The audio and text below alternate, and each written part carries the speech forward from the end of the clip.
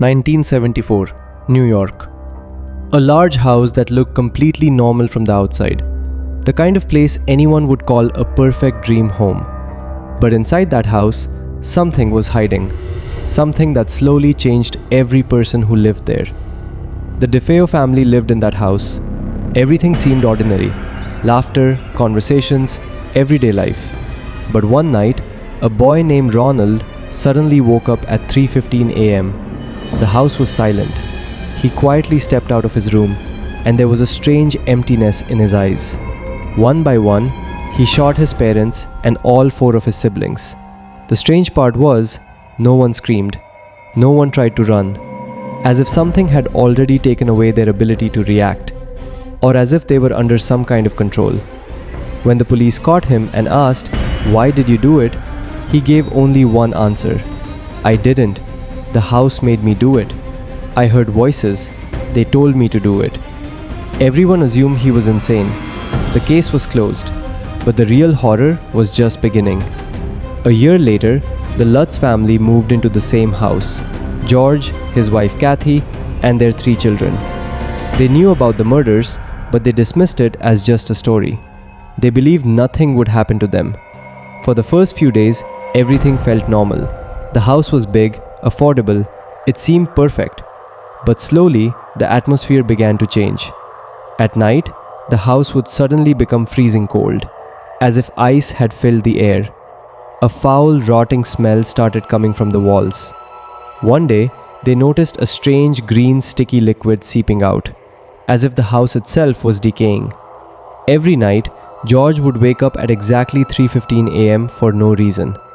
He would go downstairs and stand there for hours, staring at the wall, as if something was calling him. One day, their young daughter said, "Mom, I have a friend. Her name is Jody." At first, they thought it was just an imaginary friend, but the child said, "She stands outside the window. Her eyes are red." That night, George looked out the window, and in the darkness, he actually saw 2 glowing red eyes, watching them, waiting. As the days passed, the strange events grew worse. Doors began opening on their own. Windows slammed shut violently. Footsteps echoed at night, even when no one was walking.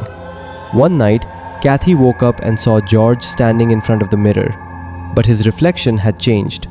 He looked like an old man. His eyes were empty, as if he was no longer himself. Day by day, George's behavior became more disturbing. He grew angry, aggressive. It felt like something was controlling him. Then came the night when everything went too far.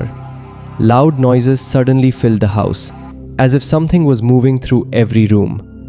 Doors flew open on their own, windows crashed violently, and from the walls came faint, disturbing whispers. Suddenly, George was holding an axe, and he started moving toward his own family. There was no humanity left in his eyes. It was as if he wasn't himself anymore. Kathy grabbed the children and somehow managed to stop him.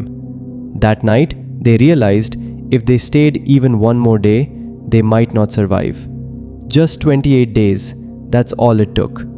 They fled the house in terror, leaving everything behind, even their belongings. Later, they said, that house was not empty. There was something there, watching us, slowly turning us into something else. Even today, the house still stands, looking completely normal from the outside.